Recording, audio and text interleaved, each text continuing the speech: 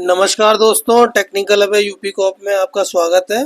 तो देखिए, जैसा कि मैंने पिछली वीडियो में अभी आपको बताया था कि उत्तर प्रदेश पुलिस भर्ती बोर्ड द्वारा अभी एक नोटिफिकेशन दिया गया था कि अब जो एग्ज़ाम कंडक्ट होने वाला है कंप्यूटर ऑपरेटर, प्रोग्रामर, एएसआईएम और एसआई कॉन्फिडेंशियल, वो ऑनलाइन की जगह अब ऑफलाइन मोड में होगा, यानी कि वो एमआर शीट पर होगा।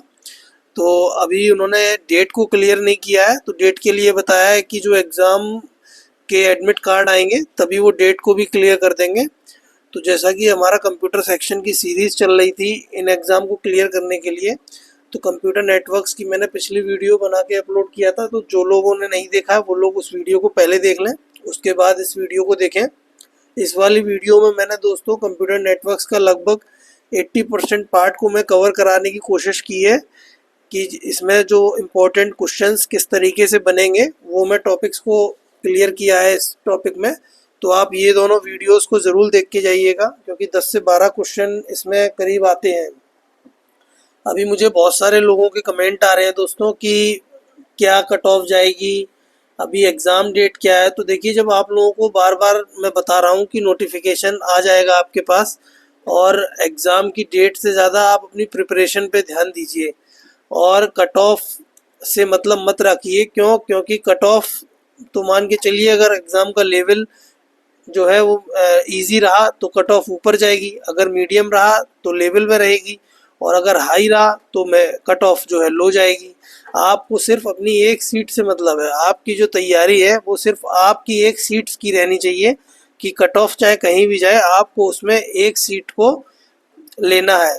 तो आप अपनी सिर्फ प्रिपरेशन पे ध्यान दीजिए, कंसंट्रेट होकर के पढ़ाई कीजिए। और जो लोग भी न्यू व्यूअर्स हैं वो मेरे साथ अपनी पढ़ाई को कंटिन्यू कर सकते हैं। मैं टेक्निकल स्किल से रिलेटेड चीज़ों को ही अपलोड करूँगा। अभी ये एग्ज़ाम की वजह से मैं ये वीडियोस को अपलोड कर रहा हूँ, और आने वाले टाइम में मैं जितनी भी टेक्निकल स्किल से रिलेटेड चीज़ें होंगी उनको मैं वीडियो के माध्यम से आप लोगों तक पहुँचाऊँगा। तो आप लोग चैनल को सब्सक्राइब करके छोड़ दीजिए, उससे बस यही होगा कि आप जो है जब भी समय मिलेगा तो उन वीडियोस को देख लीजिएगा। तो चलिए दोस्तों, हम अपना कंप्यूटर नेटवर्क्स के टॉपिक्स को कवर करते हैं। तो मैंने पिछली वीडियो में आप लोगों को देखिए मैंने बताया था कि हमने कंप्यूटर सिलेबस को मार्क्स के अकॉर्डिंग कैसे डिफ़ाइन किया हुआ है। तो ये इसी में हमारा कंप्यूटर नेटवर्क्स 15 मार्क्स का हमने मान के चला है कि लगभग आता है। 15 मार्क्स के क्वेश्चन इसमें आएंगे। इसमें पिछली वीडियो में हमने network types of network, network topologies, ये हमने कवर किया था। आज हम network devices, OSI, TCP layer, protocols, ports, इसको हम पूरा कवर कर देंगे। तो वीडियो दोस्तों लंबा हो जाएगा, क्योंकि एक ही वीडियो में मैंने बहुत सारी चीज़ों को कवर किया है। तो अपना कॉपी पेंसिल को लेकर के बैठिएगा साथ में, और पेशेंस से कंसंट्रेट होकर के सुनिएगा और देखिएगा, क्योंकि जब तक आपका कंसेप्ट क्लियर नहीं होगा वो चीज़ आपके लिए लॉन्ग टर्म तक आपके दिमाग में नहीं बैठेगी। मैं एक एक पॉइंट को बहुत क्लियरली समझाऊंगा, तो जिसके पहली बार भी जो देखेगा उसके भी समझ में आएगा।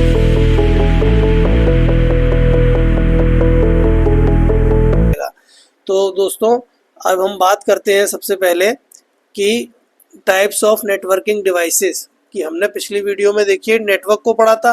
अब हम बात करेंगे कि उस नेटवर्क पे डिवाइसेस किस किस तरीके की होती हैं और वो क्या काम करती हैं। तो आपके सामने जो दिख रही हैं डिवाइसेस कुछ, सबसे पहले modem, NIC, network interface card जिसे लैन कार्ड बोलते हैं, repeater, hub, switch, router, bridge, gateway. तो ये मोस्टली डिवाइसेस को यूज़ किया जाता है दोस्तों, और इन सभी डिवाइसेस की मदद से ही हम एक नेटवर्क को क्रिएट करते हैं। तो एक एक डिवाइस का हम जो है पढ़ेंगे कि किस डिवाइस का क्या महत्व है और किस तरीके से क्वेश्चन बनता है।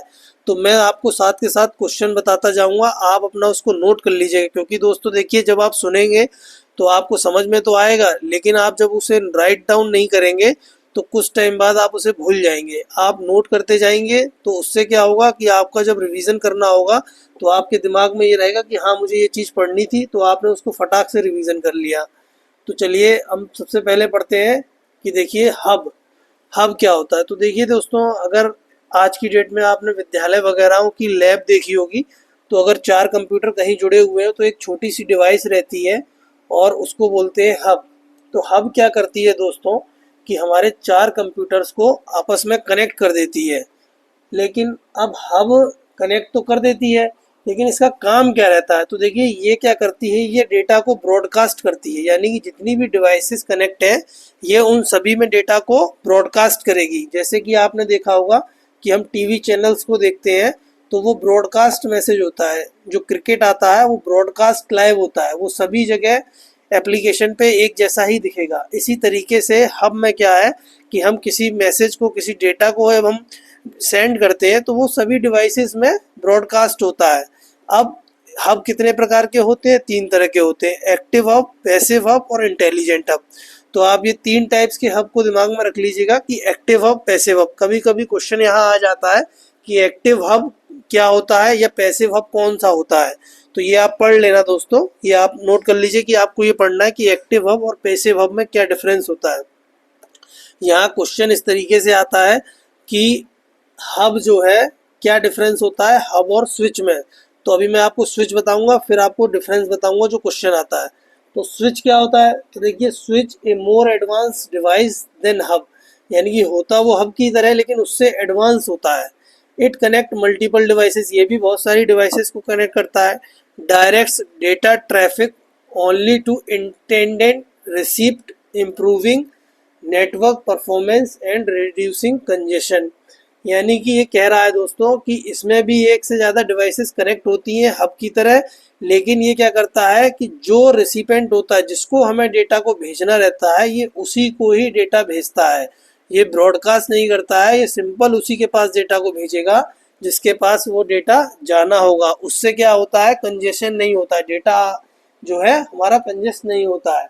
अब स्विच कितने प्रकार के होते हैं? तो देखिए स्विच मैंने यहाँ 3 प्रकार के दिखाए हैं, PoE switch, manage switch, unmanaged switch.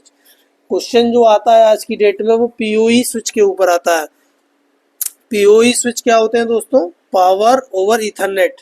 ये पीओई स्विच होते हैं जो आपने आजकल देखा होगा कि कैमरे, सीसीटीवी कैमरे लगे रहते हैं, तो वहाँ पर क्या है, ये पीओई स्विच लगा होता है। जो कैमरे हमारे लगे रहते हैं, आईपी कैमरे होते हैं, उनमें इस स्विच का काम आता है। ये क्वेश्चन बहुत पूछा जाता है कि सीसीटीवी कैमरों में कौन सा स्विच यूज़ किया जाता है, तो पीओई स्विच, ये आपको याद रखना है। दूसरा स्विच में क्या है कि मैक एड्रेस को यूज़ किया जाता है। मैक एड्रेस यूज़ होता है इसीलिए ये उसी सिस्टम पे डेटा को भेजता है जिस सिस्टम पे डेटा को जाना रहता है। तो हब और स्विच में क्या अंतर है आपके समझ में आ गया होगा। हब डेटा को ब्रॉडकास्ट करता है, स्विच स्विच क्या करता है हमारा? स्विच सिर्फ उसी के पास डेटा को भेजेगा जिसके पास वो डेटा जाना चाहिए, यानी कि ये मैक फिल्टरिंग करता है, मैक एड्रेस जो है इसके पास रहता है। अभी मैनेज स्विच और अनमैनेज स्विच आप पढ़ लेना क्या होते हैं। इनमें से क्वेश्चन रेयरली चांस होते हैं आने के, लेकिन आप पढ़ लेना, मैं साथ के साथ बताता जा रहा हूँ, तो आप इसको दिमाग में रखिए कि आपको ये चीज़ पढ़नी है, और जब मैं क्वेश्चन बोल रहा हूँ तो वो आपको जो है राइट डाउन करना है कि ये मोस्ट इंपॉर्टेंट है। अब आगे बात करते हैं हम लोग कि देखिए राउटर, राउटर क्या होता है? तो देखिए ए device that connect different networks allowing data, मतलब ऐसी डिवाइस जो अलग अलग नेटवर्क को कनेक्ट करेगी और data allowing data to transmit between them, और उनके बीच में डेटा को ट्रांसफर करेगी। Is essential for connecting to the internet, और जो कि इंटरनेट से कनेक्ट होना जरूरी है। A router is a device like a switch that routes data packets based on their IP address. यानी कि राउटर क्या है? स्विच की तरह ही एक डिवाइस है जो डेटा को पैकेट्स की फॉर्म में आईपी एड्रेस की मदद से भेजती है। आईपी एड्रेस मैंने बताया था आप लोगों को कि एक हमारा एड्रेस होता है कंप्यूटर का, जैसे कि हमारे घर का पता होता है वो आईपी एड्रेस होता है।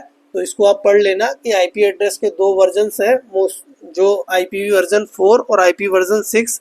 यहाँ से भी क्वेश्चन आ जाता है कि आईपी वर्जन 4 जो है कितने बाइट का होता है और आईपी वर्जन 6 जो है वो कितने बाइट का होता है। तो ये आप लोग नोट कर लीजिएगा, तो ये आपको ध्यान में रखना है कि ये कितने बाइट का होता है। तो अभी बात करते हैं ब्रिज। ब्रिज क्या होता है? ब्रिज जैसे कि नाम से ही है कि जो पुल बना हुआ है, पुल क्या करता है कि 2 दूरियों को, रोडों को आपस में जोड़ता है। यानी कि अगर 2 रोड्स हैं और उनके बीच में अगर पुल बनाते हैं ब्रिज, तो वो उनको कनेक्ट करता है। तो ऐसे ही इट कनेक्ट्स 2 और मोर नेटवर्क सेगमेंट्स, अगर एक से ज़्यादा 2 नेटवर्क सेगमेंट बने हुए हैं तो उनको ये आपस में जोड़ने के लिए हम ब्रिज का यूज़ करते हैं। जैसे मान लीजिए यहाँ पर मेरे 20 कंप्यूटर लगे हुए हैं और एक दूसरी जगह है पास में, वहाँ पर भी 30 कंप्यूटर लगे हैं, और उन दोनों को आपस में नेटवर्क को जोड़ने के लिए मैं ब्रिज डिवाइस का यूज़ करूँगा, allowing them to communicate as a single network. और उनको क्या है, मैं एक सिंगल नेटवर्क बना दूंगा, वो हमारा ब्रिज होता है। अभी गेटवे, अब गेटवे क्या होता है, अब देखिए, act as an entry and exit point for data between a network and an external network such as the internet. मतलब ये क्या काम करता है कि ये एंट्री और एग्जिट पॉइंट की तरह काम करता है, कि एंट्री और एग्जिट पॉइंट की तरह नेटवर्क में, जैसे एक नेटवर्क है और एक एक्सटर्नल नेटवर्क है, उनके बीच में एंट्री होना और एग्जिट होना, ये गेटवे का काम है। यानी कि अगर हम यहाँ बैठे हुए हैं, इंडिया का गेटवे है, और अमेरिका में हमें किसी डेटा को भेजना है, तो वो वहाँ के गेटवे में एंट्री करेगा, तो ये गेटवेज के थ्रू जो है हमारा डेटा जाएगा। ठीक है, इसीलिए बोला है इसने gateway such as a internet, मतलब इंटरनेट की तरह। इंटरनेट पे हम ऐसे ही तो काम करते हैं कि भाई हम यहाँ बैठे हुए इंडिया में और फॉरेन में कहीं भी हम डेटा को भेजते हैं, मैसेज भेजते हैं, तो वो गेटवे के माध्यम से जो कॉल्स हमारी होती हैं, वीओआईपी कॉल्स आपने देखी होंगी, जो अलग अलग ऐप्स के थ्रू भी हम कॉल्स को करते हैं, वो गेटवेज के थ्रू स्विच होती हैं कि किस गेटवे से कॉल आ रही है, तभी वो पता चल पाती है कि ये इस गेटवे से कॉल आया है। तो gateway are also called protocol converters, मतलब ये प्रोटोकॉल कन्वर्टर्स होते हैं। प्रोटोकॉल मैंने आपको बताया ही था कि सेट ऑफ रूल्स होते हैं, जैसे कि इंडिया का गेटवे में कुछ अलग प्रोटोकॉल्स का सेट होगा, और बाहर अमेरिका लंदन के गेटवे में उनका प्रोटोकॉल सेट्स होगा। तो वहाँ के प्रोटोकॉल्स को वो आपस में वो कन्वर्ट करते हैं कि भाई ये सेट ऑफ रूल्स हमारे यहाँ है, इसके अकॉर्डिंग जो है ये डेटा जाएगा। ठीक है दोस्तों, गेटवे समझ में आ गया होगा। अब बात करते हैं ब्राउटर। अभी राउटर पढ़ा था, ब्राउटर। अब ब्राउटर क्या है, तो देखिए, it is also known as the bridging router, is a device that combines features of both bridge and router. Brouter पे क्वेश्चन आता है दोस्तों, मोस्टली पूछ लेता है कि ब्राउटर क्या है, तो वहां आपको ऑप्शन दे रखे होंगे, it is a bridge, it is a router, it is a combination of both bridge and router. तो आपको याद रखना है ब्राउटर क्या है, कि बी से ब्रिज होता है और राउटर आगे लिखा ही हुआ है, तो ब्रिज और राउटर, यानी कि ब्रिज और राउटर का दोनों का कॉम्बिनेशन मिला के ब्राउटर होता है। ये दोनों का कॉम्बिनेशन करके काम करता है, ब्राउटर बोलते हैं। अब देखते हैं रिपीटर। अब रिपीटर क्या होता है दोस्तों, जैसे कि नाम से ही पता है, रिपीट करना किसी भी चीज को। तो extend the range of wireless network by receiving and transmitting signals. अब क्या होता है दोस्तों, जैसे कि मेरा जो नेटवर्क है वो काफ़ी बड़ा होता जा रहा है, तो अब मेरे जो सिग्नल है वो सिग्नल वीक हो जाएंगे जैसे जैसे दूरी बढ़ती जाएगी। तो मैं क्या करूँगा, एक ऐसी डिवाइस लगा दूंगा कि वो सिग्नल्स जो है इजीली वहां तक पहुंच सके, तो उसको बोलते हैं रिपीटर। रिपीटर का यही काम होता है दोस्तों कि वो सिग्नल्स की रेंज को एक्सटेंड कर देता है, रिपीटर बोला जाता है। तो ये भी क्वेश्चन आ जाता है कि रिपीटर की जो है सिग्नल की स्ट्रेंथ को कौन बढ़ाता है, या wireless network by receiving transmitting signal extend the ranges of wireless network. तो ये क्वेश्चन इस तरीके से पूछ लेता है। तो आपको याद रखना है कि रिपीटर का क्या काम है। जब तक आपको इनकी फंक्शनैलिटी नहीं पता होगी, आप एग्जाम में क्लिक नहीं कर पाएंगे। इसलिए मैं आपको एक एक पॉइंट को बिल्कुल इजीली क्लियर करा के चल रहा हूँ कि आपके कंसेप्ट क्लियर रहेंगे, तो आपको ये लॉन्ग टाइम तक याद रहेगा। आप इनको नोट कर लीजिएगा धीरे धीरे देखते देखते वीडियो के साथ साथ। अब बात करते हैं मॉडम। तो देखिए, मॉडम के ऊपर बहुत क्वेश्चंस आते हैं कि ये मॉडम क्या करता है। Convert digital signals from a computer into analog signals for transmission over a telephone line और केबल एंड वाइस वर्सा। मतलब कि ये क्या करता है, डिजिटल सिग्नल जो कंप्यूटर से निकलते हैं उनको एनालॉग में कन्वर्ट करेगा, और किस पे ट्रांसफर करेगा, टेलीफोन लाइन के ऊपर। देखिए, जो पहले मॉडम्स आते थे जिसमें हम सिम डाल देते थे और इंटरनेट से कनेक्ट कर लेते थे, तो वो मॉडम ही तो होता था। इसके दो मेन काम होते हैं, मॉड्यूलेशन एंड डीमॉड्यूलेशन। मॉड्यूलेशन क्या होता है दोस्तों, कि डिजिटल सिग्नल को एनालॉग सिग्नल में कन्वर्ट करना मॉड्यूलेशन, और एनालॉग सिग्नल को डिजिटल सिग्नल में कन्वर्ट करना डीम होता है। कि मॉड्यूलेशन क्या है, तो वहाँ उसकी डेफिनेशन दे रखी होगी कि digital signals are converted to analog signal, analog signal to digital signal, और इस तरीके से पूछेगा। तो आपको मॉड्यूलेशन में याद रखना है कि डिजिटल सिग्नल एनालॉग में कन्वर्ट होते हैं, और डीमॉड्यूलेशन में एनालॉग सिग्नल डिजिटल सिग्नल में कन्वर्ट होते हैं। अब बात करते हैं नेटवर्क इंटरफेस कार्ड। ये मैंने आपको पिछली वीडियो में पूछा था कि एनआईसी कार्ड, लैन कार्ड जिसे बोलते हैं, लैन अडेप्टर भी बोलते हैं। तो ये क्या है? तो देखिए ये एक हार्डवेयर कंपोनेंट है that enables a device to connect a network, जो क्या करता है कि डिवाइस को इनेबल करता है नेटवर्क से कनेक्ट करने के लिए, यानी कि नेटवर्क से कनेक्ट होने के लिए, जहां हमारा नेटवर्क बना हुआ है उससे कनेक्ट करने के लिए हमें इस हार्डवेयर की ज़रूरत पड़ती है। आपने देखा होगा सीपीयू में या लैपटॉप में एक लैन केबल लगाने का पोर्ट होता है, वही वही एनआईसी कार्ड की जगह रहती है दोस्तों। वहीं पर लैन कार्ड बोलते हैं उसी को, और वहां पर हम RJ45 कनेक्टर की मदद से कनेक्ट हो जाते हैं नेटवर्क से। तो ये भी पूछ लेता है कि RJ45 कनेक्टर हम किस में यूज़ करते हैं, तो आप ये याद रखिएगा कि लैन कार्ड, एनआईसी कार्ड में RJ45 कनेक्टर यूज़ होता है। ये भी एक आप नोट कर लीजिए क्वेश्चन को। अभी आगे बात करते हैं हम लोग कि देखिए OSI मॉडल पे चलिए अब हम बात करते हैं कि OSI मॉडल, अभी हमने डिवाइसेस को पढ़ लिया, अब हम बात करेंगे OSI मॉडल के बारे में। जो OSI मॉडल है TCP/IP मॉडल है। कि देखिए जब हम डेटा को ट्रांसफ़र करते हैं तो वो डेटा किस तरीके से ट्रांसफ़र होता है, तो उसके लिए क्या है कि एक मॉडल बनाया गया, एक सेट ऑफ रूल बनाया गया कि इस तरीके से डेटा जो है ट्रांसफ़र किया जाएगा नेटवर्क के अंदर। भाई हमने पहले पढ़ लिया नेटवर्क क्या होता है, फिर नेटवर्क कैसे बनता है, उसमें कौन कौन सी डिवाइसेस यूज होती हैं। अब उस नेटवर्क में हम यूज क्या करेंगे? नेटवर्क का यूज तो यही होगा ना कि भाई हम अपनी जो है डेटा को किस तरीके से सेंड करेंगे, कैसे रिसीव होगा, कैसे डेटा काम करेगा नेटवर्क के ऊपर, कहीं हमारा कोई बीच में डेटा चुरा ना ले, क्या सिक्योरिटी मिलेगी, कैसे डेटा हमारा रिसीव होगा, तो ये सब हमको पता रहना चाहिए। तो इसीलिए ये मॉडल बनाया गया। तो OSI मॉडल क्या है? Open system interconnection is a set of rules that explain how different computer system communicate over a network. कि अलग अलग कंप्यूटर सिस्टम जो हैं वो कैसे आपस में कम्युनिकेट करेंगे एक नेटवर्क में, ये हमारा OSI मॉडल है, यानी कि सेट ऑफ रूल्स है। OSI model was develop by ISO ने जो है इसमें 7 लेयर जो है डिफाइन की हुई हैं। तो वो 7 लेयर कौन कौन सी हैं, तो ये आपको याद रखनी है दोस्तों, सातों लेयर। क्योंकि जब तक ये आपको लेयर याद नहीं होंगी तब तक आप इनकी वर्किंग नहीं जान पाएंगे, और वर्किंग नहीं जान पाएंगे तो एग्जाम में क्वेश्चन क्लियर नहीं कर पाएंगे। इसलिए आपको ये सातों लेयर अपनी एकदम आपको ध्यान में रहनी चाहिए, एकदम आपके टिप्स पे होनी चाहिए। सबसे पहली layer physical, data link layer, network layer, transport layer, session, presentation and application. कोई भी आप इसका शॉर्टकट बना लीजिए, लेकिन आपको इसी सीक्वेंस में ये लेयर पता होनी चाहिए। अगर ये सीक्वेंस में आपको लेयर याद हो गई तो आप इनकी पूरी वर्किंग समझ जाएंगे, ये मैं आपको गारंटी देता हूँ। तो आप इनका कुछ भी बना लीजिएगा जिससे कि आपको ये लास्ट तक याद रहे। चाहे तो इनके फर्स्ट लेटर ले लीजिए, PDNTSPA, ऐसे करके कुछ भी आप अपना बना लीजिएगा शॉर्टकट। तो एक एक लेयर को हम समझेंगे और एक एक लेयर की वर्किंग को हम समझेंगे दोस्तों। तो देखिए सबसे पहले बात करते हैं physical layer.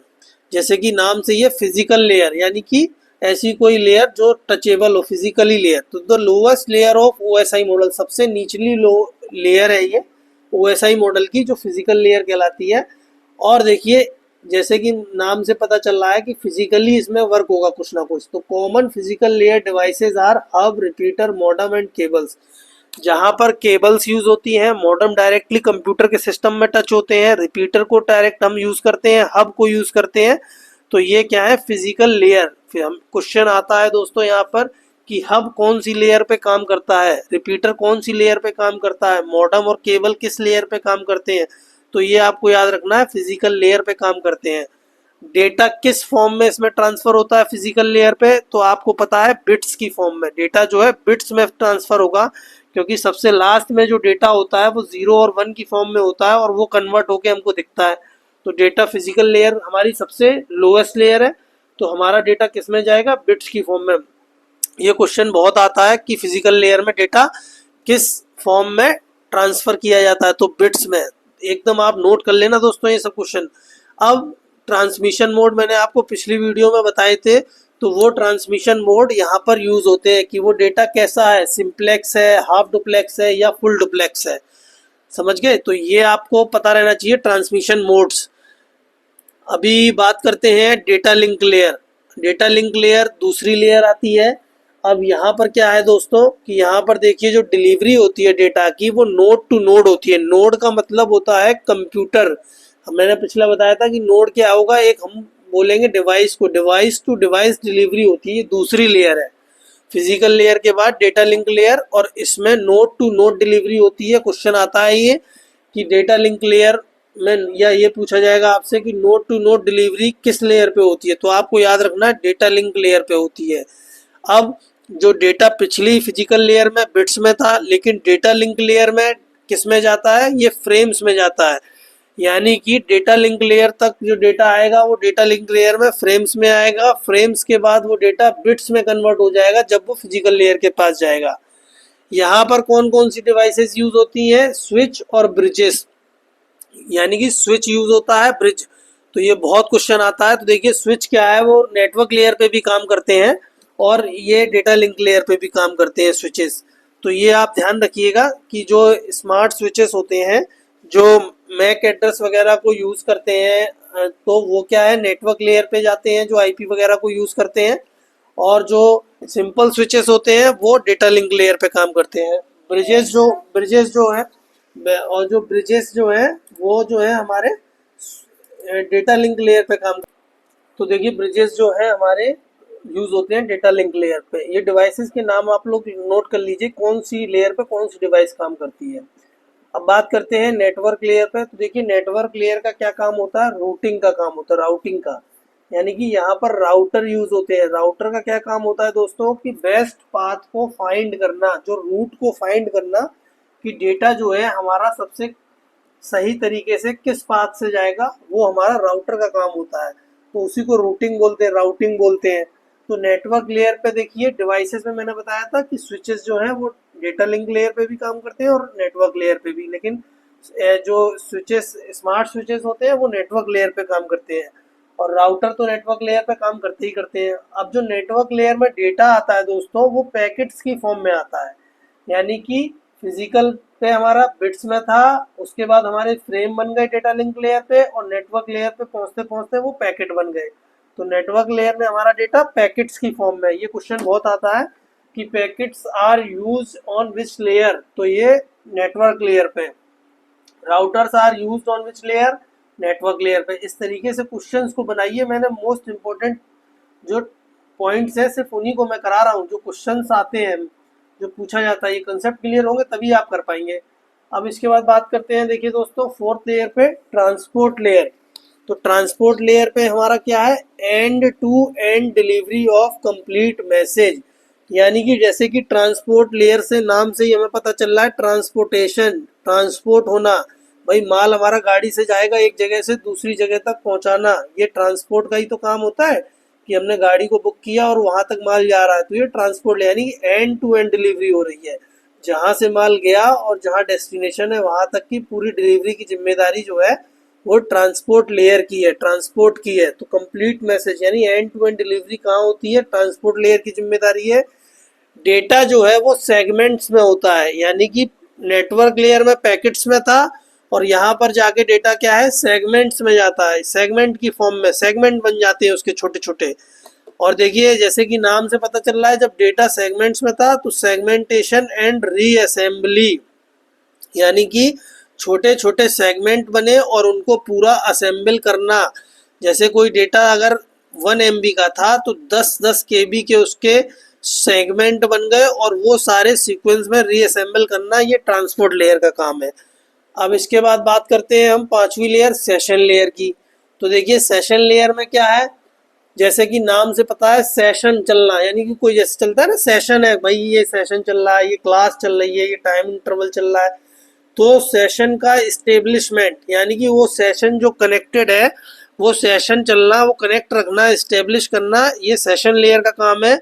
Maintenance and termination, कि एक मेंटेन करना उस सेशन को और टर्मिनेट करना कि ये सेशन कब खत्म होगा, जब ये डेटा ट्रांसफर हो जाए तो वो सेशन खत्म हो जाए, और जब सेशन जब ये डेटा ट्रांसफर हो रहा होगा तो सेशन को इस्टेब्लिश करना, मेंटेन करना। तो ये हमारा सेशन लेयर का काम है। और क्या काम हो सकता है सेशन लेयर का, जब हमारा ये सेशन इस्टेब्लिश कर रही है तो ऑथेंटिकेशन, ऑथेंटिकेट करना कि भाई ये जो डेटा जा रहा है ये सही जगह जा रहा है, ये सही सेशन में ऑथेंटिकेट है, ये ऑथेंटिकेटेड है, ये वही बंदा है जिसके पास हमको भेजना है। तो ये काम किसका है? सेशन लेयर का है।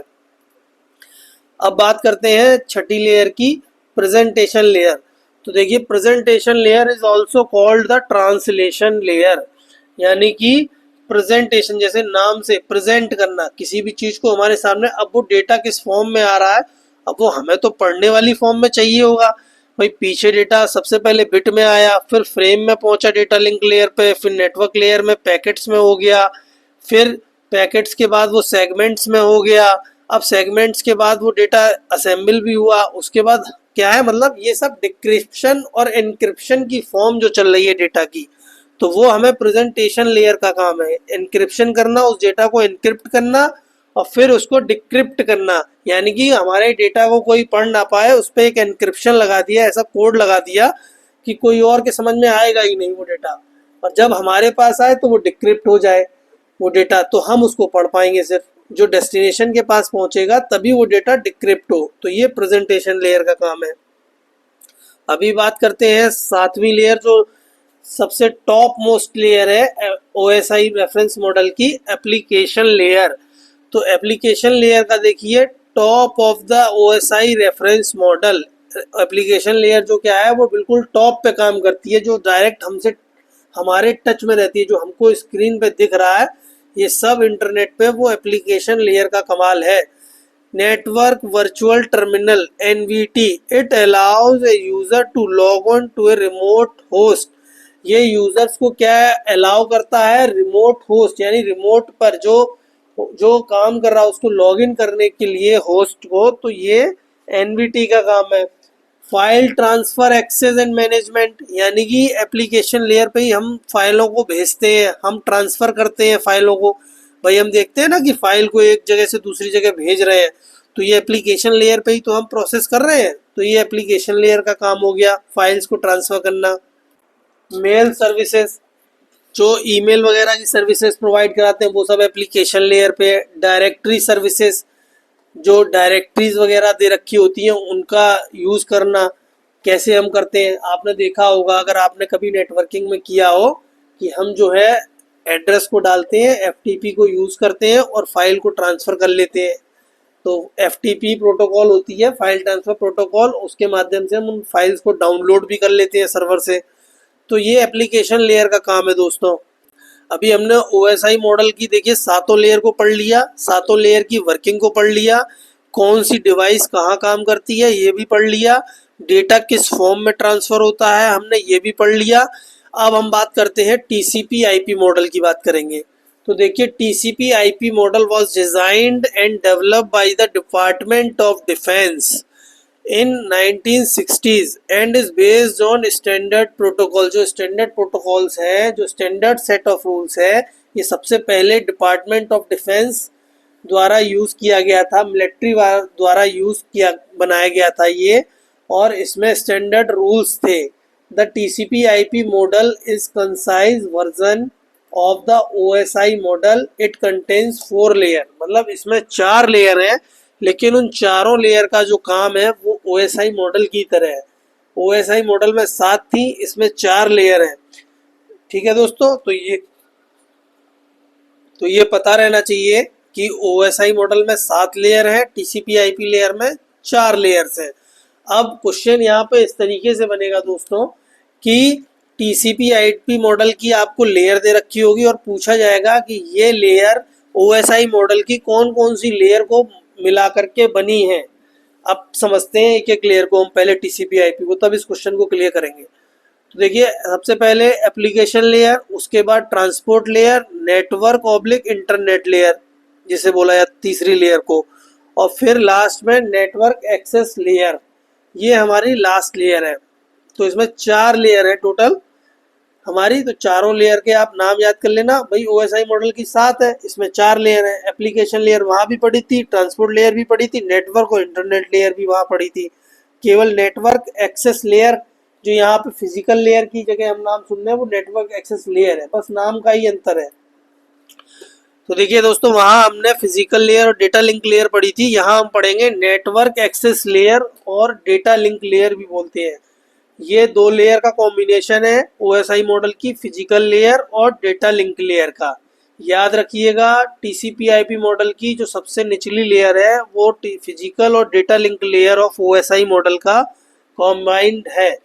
The network access layer represent a collection of applications that require network communication. This layer is responsible for generating data and initiating connection request. मतलब ये लेयर क्या काम करती है कि डेटा को जनरेट करने का काम करती है और कनेक्शन रिक्वेस्ट को इनिशिएट करने का, कि भाई डेटा आ रहा है उसको इनिशिएट करने का काम किसका है? Network access layer, data link layer का काम है टीसीपी आईपी मॉडल की लेयर का। अभी बात करेंगे दूसरी लेयर की, नेटवर्क लेयर, जिसे इंटरनेट लेयर भी बोला जाता है। तो अब ये किसके मुकाबले है हमारी? ये ओएसआई मॉडल की नेटवर्क लेयर के ही बराबर है। यानी कि जो काम नेटवर्क लेयर पे ओएसआई मॉडल में हो रहा था वही सेम काम टीसीपी आईपी की इंटरनेट ऑब्लिक नेटवर्क लेयर का है। तो वो सारी वर्किंग आपको दिमाग में रखनी है कि नेटवर्किंग लेयर पे कौन सी डिवाइस काम करती है, राउटर यूज होते हैं। नेटवर्क लेयर पे डेटा किस फॉर्म में होता है? पैकेट्स की फॉर्म में होता है। ये सब आपको एकदम दिमाग में बैठा लेना है। अब बात करते हैं थर्ड लेयर की, ट्रांसपोर्ट लेयर की। तो जहां पे हमने ओएसआई मॉडल में भी ट्रांसपोर्ट लेयर के पढ़ा था, वही सेम यहाँ भी ट्रांसपोर्ट लेयर है।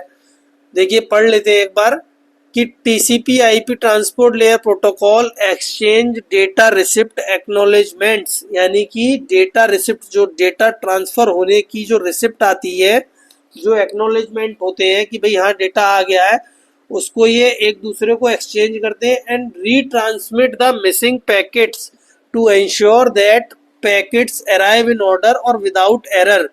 क्या कि अगर हमारा डेटा पैकेट जो है अगर मिस हो गया है तो ये इंश्योर करेंगे कि वो डेटा पैकेट को हमें दोबारा से भेजना है, रीट्रांसमिट करना है, और वो सेम ऑर्डर में गए हैं या नहीं गए हैं। जैसे कोई मैसेज है तो वो मैसेज उसी सीक्वेंस में गया है या नहीं गया है। ऐसा तो नहीं है उसका ऑर्डर बदल गया हो कि हमारा जो ऊपर का मैसेज नीचे हो गया, नीचे का ऊपर और बीच वाला इधर उधर। तो ये इसका काम है ट्रांसपोर्ट लेयर का, विदाउट एरर, उसमें कोई एरर नहीं होनी चाहिए। जो देखिए हमने वहां भी बताया था कि end to end communication is referred to as such, मतलब एंड टू एंड कम्युनिकेशन पूरा होता है ट्रांसपोर्ट लेयर, कि डेटा यहाँ से ले जा करके वहां तक पूरा ट्रांसपोर्ट हमें करना है।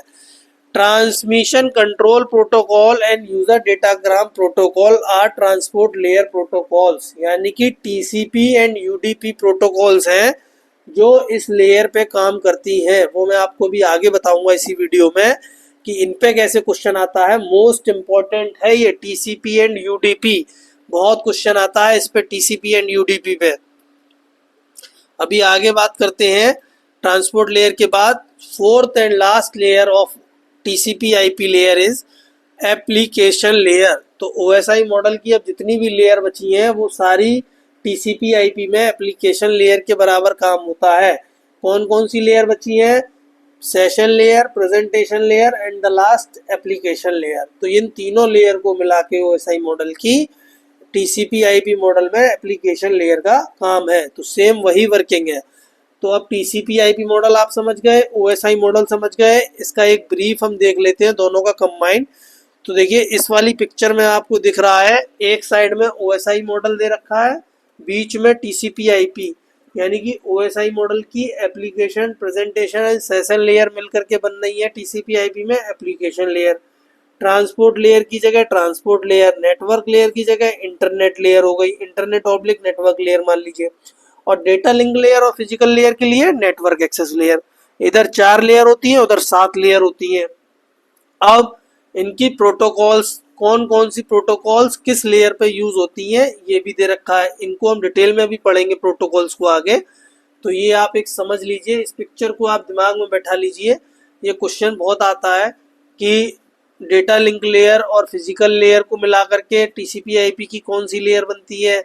सबसे ज्यादा पूछता है एप्लीकेशन लेयर टीसीपी आईपी की ओएसआई मॉडल की कितनी लेयरों से मिलाकर बनता है, तो 3 लेयरों से मिलकर बनता है टीसीपी आईपी की एप्लीकेशन लेयर। क्वेश्चंस को खुद से क्रिएट कीजिए जो मैं बता रहा हूं दोस्तों, इसी तरीके से क्वेश्चन पूछेगा। जो आप लोग मॉक टेस्ट वगैरह दे रखे हैं वो इस तरीके से इतना डिटेल में नहीं जाते हैं, वो सिर्फ ब्रीफ ऊपर के आ जाते हैं। वो जब एग्ज़ाम आप देंगे तब आपको ये पता एहसास होगा इस चीज़ का। इसीलिए मैं बार बार बोलता हूँ कंसेप्ट क्लियर कीजिए।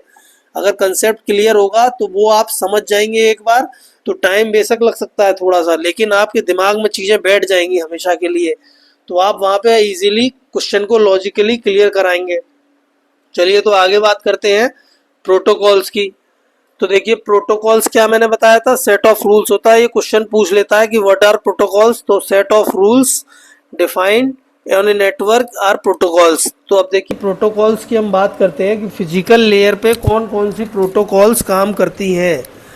तो देखिए फिजिकल लेयर पे ईथरनेट, भाई ईथरनेट जो केबल हम लगाते हैं, तो ईथरनेट जो वायर्ड होता है कनेक्शन वो काम करेगा। दूसरा वाईफाई, भाई वायरलेस कम्युनिकेशन, या तो हम केबल से कनेक्ट हो जाए या वाईफाई के थ्रू कनेक्ट हो जाए, ब्लूटूथ के थ्रू कनेक्ट हो जाए शॉर्ट रेंज के लिए, तो ये सब फिजिकल लेयर पे ही तो काम होगा, या यूएसबी के थ्रू हो जाए, तो ये हमारे फिजिकल लेयर पे वर्किंग करती है। पूछ लेते हैं कि ये वाईफाई जो है किस लेयर पे काम करता है, ब्लूटूथ किस लेयर पे प्रोटोकॉल काम करता है, तो ये आपको पता रहना चाहिए, फिजिकल लेयर पे काम होता है। अभी आगे बात करते हैं हम लोग डेटा लिंक लेयर की प्रोटोकॉल्स के बारे में।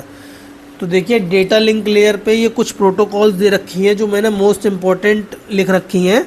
तो इसमें जो क्वेश्चन आता है वो ज़्यादातर पूछता है, एक तो स्लिप पे पूछ लेगा, स्लिप प्रोटोकॉल जो लास्ट में लिखी है, या triple P point two point पूछ लेता है। ट्रिपल पी प्रोटोकॉल क्या है, पॉइंट टू पॉइंट प्रोटोकॉल।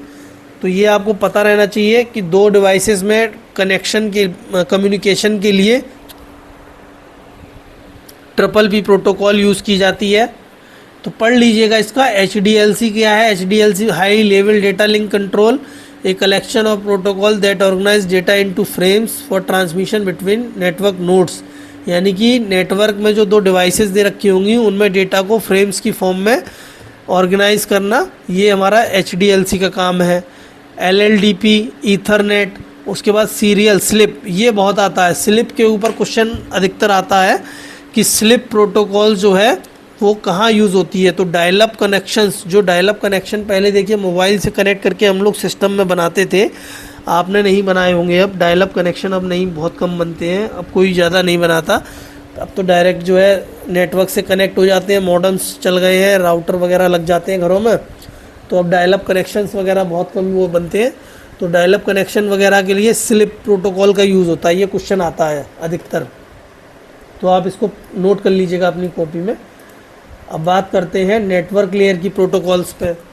तो नेटवर्क लेयर की जो प्रोटोकॉल है, ये मैंने मोस्ट इम्पॉर्टेंट 4 प्रोटोकॉल लिख रखी हैं। IGMP internet group management protocol, ये इसका फुल फॉर्म बहुत आता है, बहुत कंफ्यूज होते हैं IGMP ICMP, तो ये आप फुल फॉर्म को एकदम दिमाग में बैठा लीजिए। Internet group management protocol, internet control message protocol.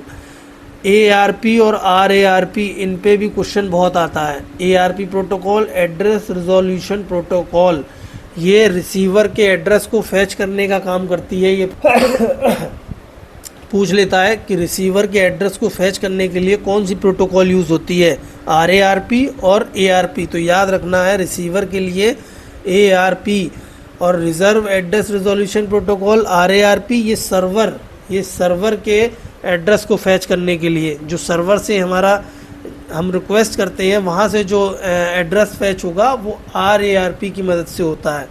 अभी नेटवर्क लेयर पे क्या है, राउटर काम करते हैं। तो राउटर क्या है, कुछ एल्गोरिदम्स को यूज़ करते हैं, राउटिंग का काम होता है, डेटा को जो है बेस्ट पाथ प्रोवाइड करना, बेस्ट रूट प्रोवाइड करना। तो उसके लिए जो मेनली 3 एल्गोरिदम्स हैं, adaptive, non adaptive and hybrid algorithm.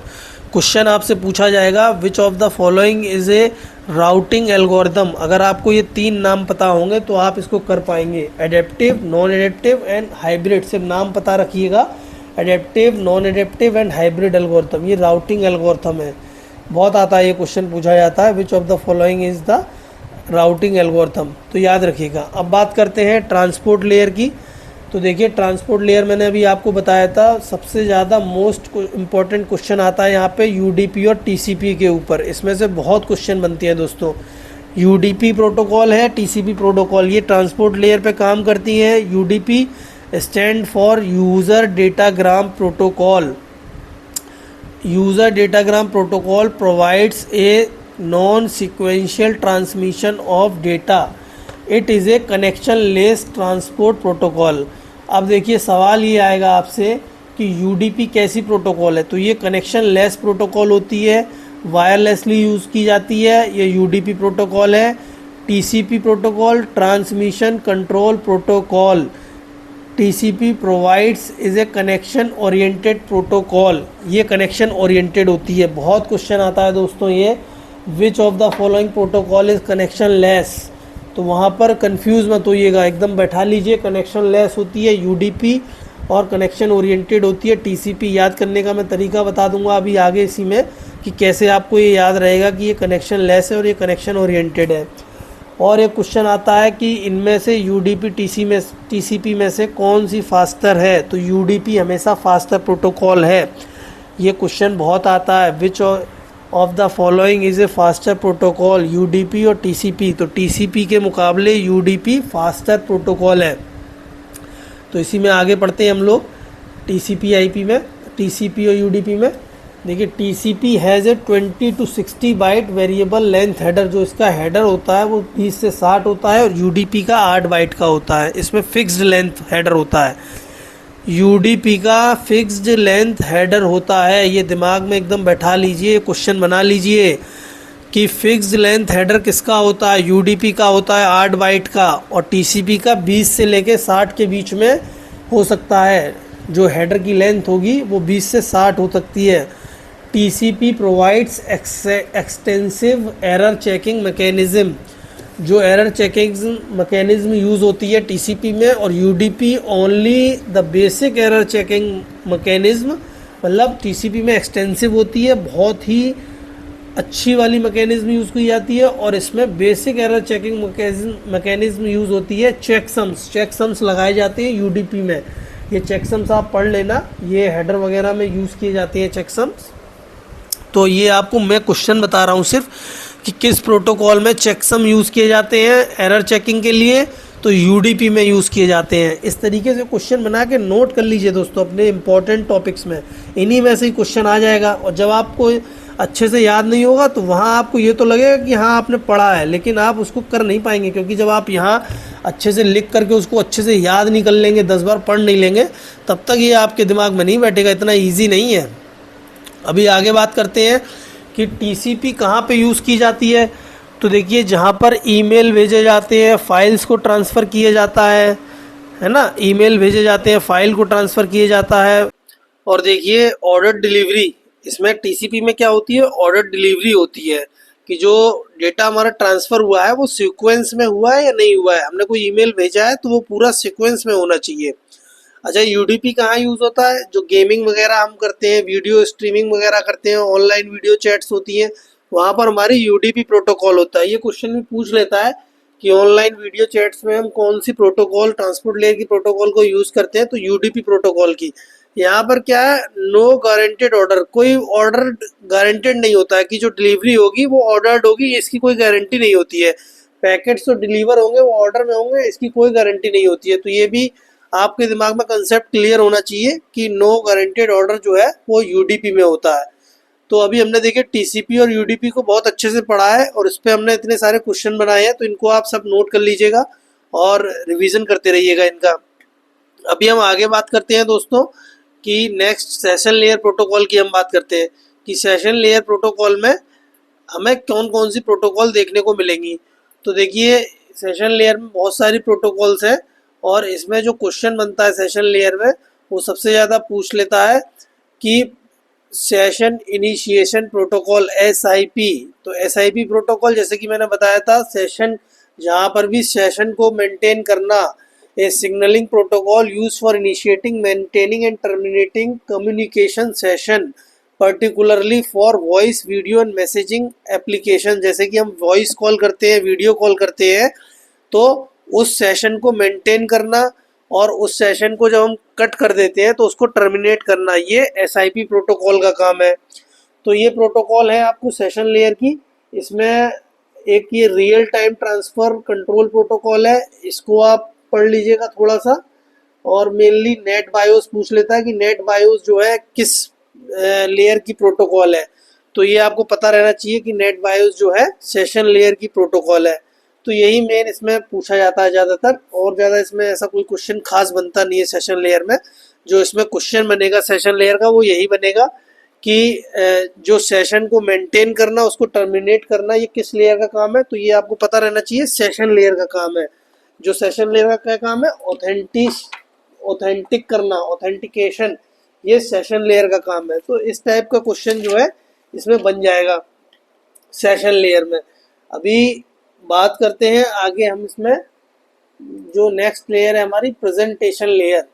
तो देखिए प्रेजेंटेशन लेयर मैंने बताया था कि अब जब डेटा हमारा सेशन लेयर, हमारा सेशन भी बन गया, अब वो डेटा को प्रेजेंट करना, उसको यानी कि एनक्रिप्ट और डिक्रिप्ट करना, तो वो हमारा प्रेजेंटेशन लेयर पे आ जाता है। तो यहाँ पर जो secure socket layer SSL layer है, इसका क्वेश्चन बहुत आता है कि एसएसएल जो है किस, ये प्रोटोकॉल किस लेयर पे काम करती है, तो प्रेजेंटेशन लेयर पे काम करती है।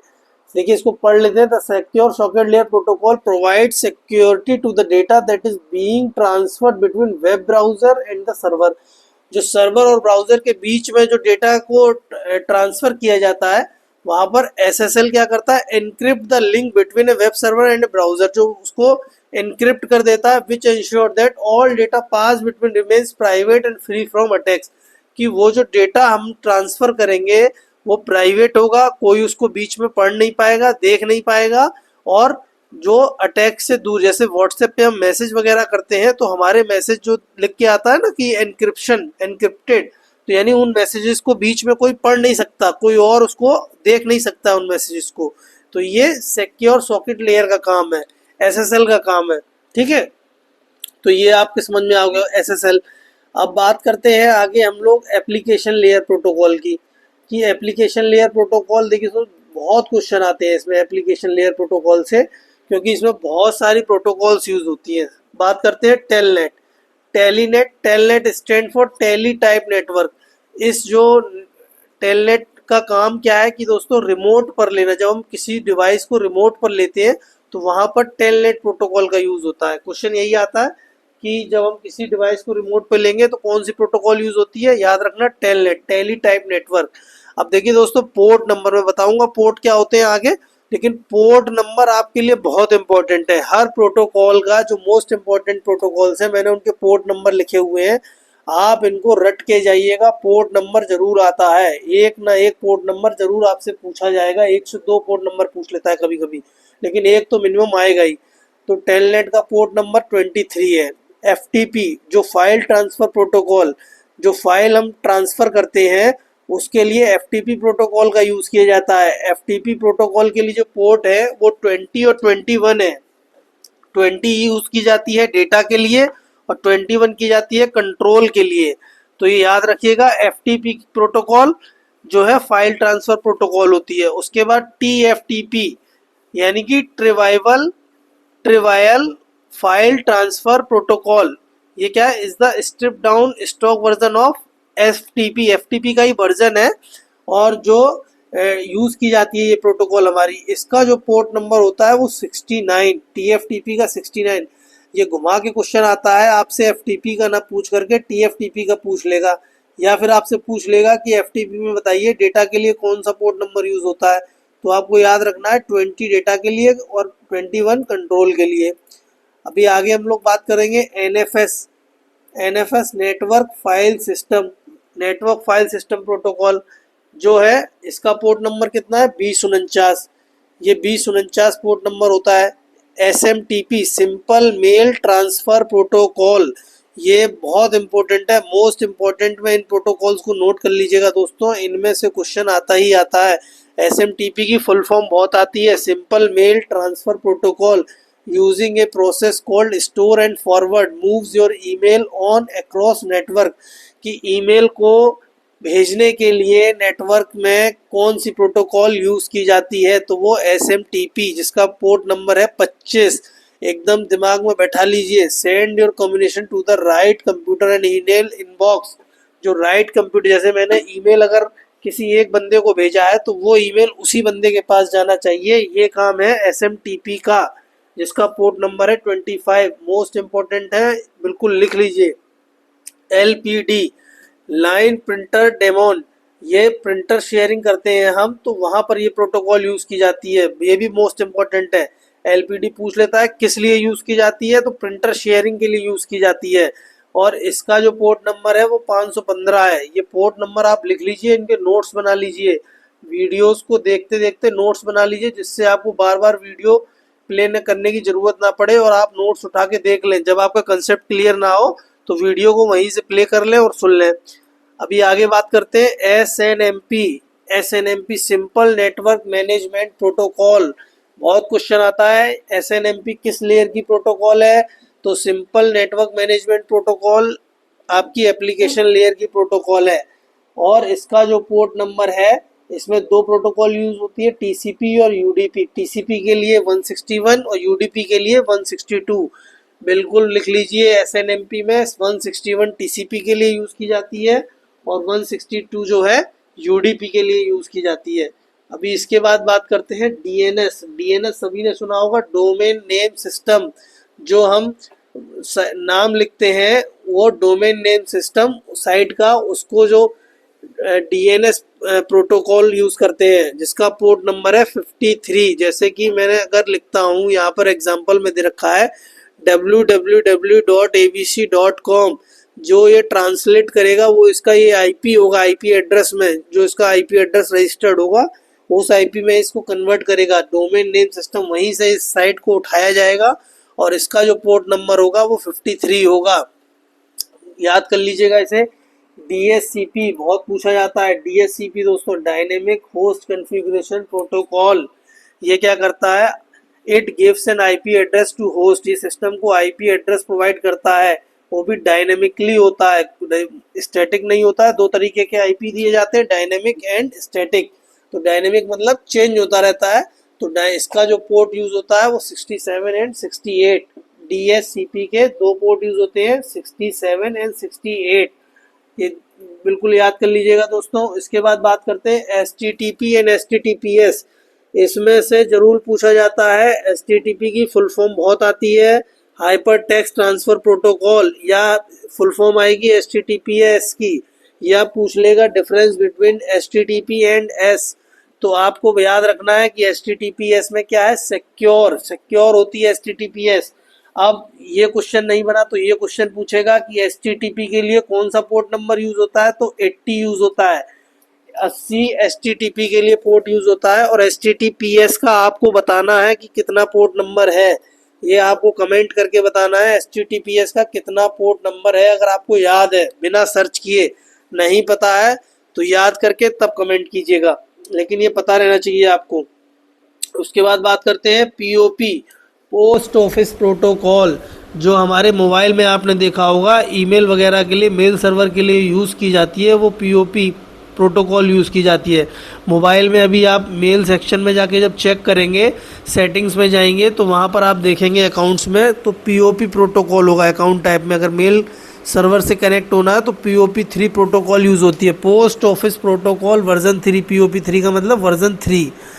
इसका जो पोर्ट नंबर है दोस्तों 110। POP का जो पोर्ट नंबर है 110। बहुत क्वेश्चन आता है, SMTP का पोर्ट नंबर क्या है, POP का पोर्ट नंबर क्या है, HTTPS का पोर्ट नंबर क्या है, SMTP का पोर्ट नंबर क्या है।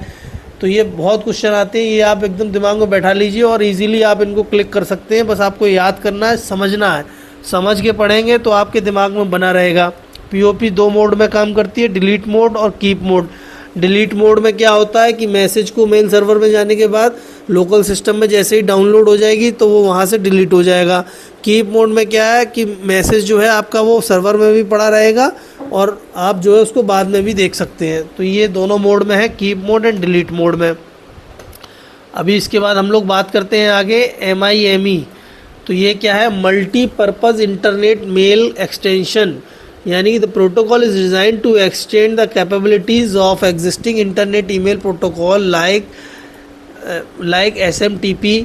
MIME allows non ASCII data to be send via SMTP। मतलब जो हम फाइल्स वगैरह जो सेंड करते हैं, जो हम मल्टीमीडिया टाइप की फ़ाइल्स जो हम भेजते हैं, जैसे कि ऑडियो हो गया, वीडियो हो गया, प्रोग्राम, तो इन सबको हम जो इन टाइप की फ़ाइल्स को भेजना और उनको रिसीव करना, ये MIME प्रोटोकॉल का यूज़ है। बहुत कम क्वेश्चन बनते हैं इस पे, लेकिन इसकी फुल फॉर्म पूछ लेता है। फुल फॉर्म पे ज़रूर याद कर लीजिएगा, MIME की फुल फॉर्म आप ज़रूर याद करके जाइएगा। अभी आपने पढ़ लिया कि प्रोटोकॉल्स क्या होती हैं, उनके पोर्ट नंबर। तो अब दोस्तों अब हम समझते हैं पोर्ट क्या होता है। देखिए पोर्ट नंबर पढ़ रहे हैं, पोर्ट्स होते क्या हैं।